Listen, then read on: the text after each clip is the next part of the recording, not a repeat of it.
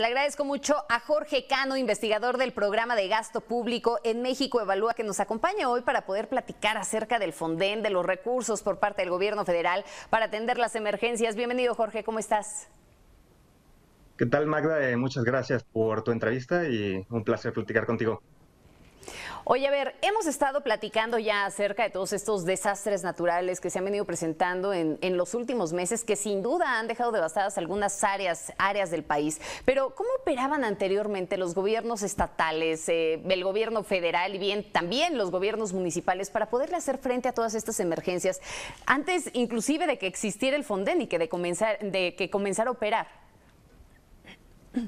Sí, claro, Magda. Pues antes de 1999 que iniciara el Fonden, cuando había un desastre natural, la federación, los estados, tenían que desviar recursos, recortar recursos de inversión pública, salud, educación, de lo que fuera de gasto corriente para atender a los desastres naturales.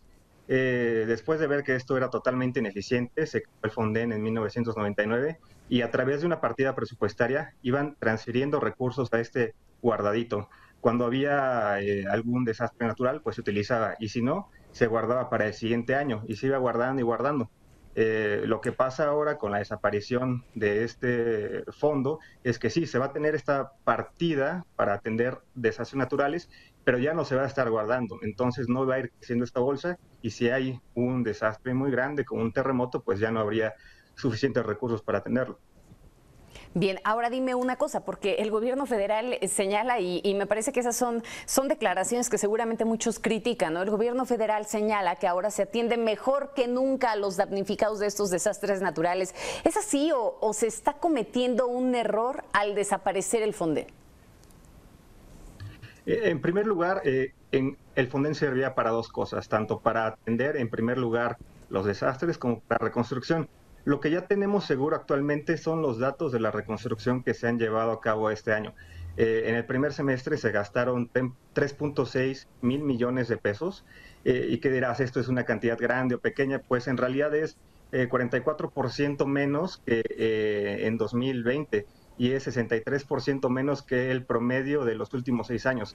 Es decir, debido a esta falta de certidumbre de reglas claras, les está siendo más difícil a los estados acceder a este tipo de recursos.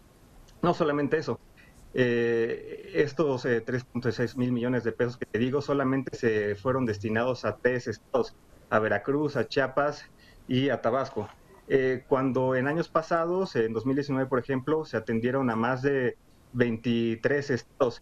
¿Qué quiere decir esto? Que ahora que estos recursos los está gestionando la Secretaría de Comunicaciones y Transportes, es más opaco cómo se utiliza, posiblemente más discrecional, porque le está llegando menos y solamente a pocos estados.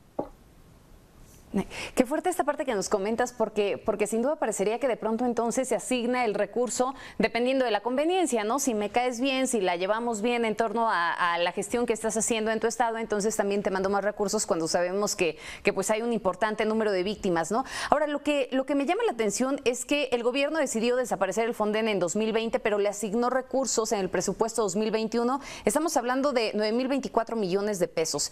Para el 2022... pues le volvió a asignar recursos, 9.261 millones de pesos, pero aquí la pregunta es, extinto el Fonden, ¿se le siguen asignando recursos y en dónde está todo ese dinero? Exacto, sí, ese recurso va a través del ramo 23, está designado hacia el Fonden, pero sabemos que este fondo ya no existe, simplemente es la forma como lo están presupuestando, llamando, para tener un guardadito ahí y nosotros creemos que estos 9 mil millones de pesos no van a ser suficientes. Te explico, básicamente las erogaciones que tenía en promedio el Fonden en los últimos 6 años eran alrededor de 17 mil millones de pesos. Esto se complementaba con fondos y seguros catastróficos que seguramente platicaremos más adelante, pero nos parece que estos 9 mil millones de pesos no son suficientes, tomando en cuenta también que este año a la extensión del Fonden se tomaron 25 mil millones de pesos.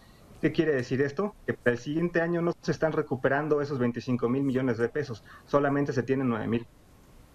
Ah, caray. Ahora, me parece que tocas un punto importante. Se habla de estos bonos y de seguros catastróficos para poder abonar ahora la crisis, para poder, digámoslo así, pongámoslo con palabras bonitas, para podernos prevenir y estar bien preparados ante estas contingencias. Pero aquí la pregunta es si van a ser suficientes y si cuentan con distintas cláusulas. ¿Por qué te lo pregunto en este sentido, Jorge? Porque de pronto cuando tú llegas y adquieres un seguro de vida o un seguro para tu auto, tiene cláusulas bien específicas para su aplicación.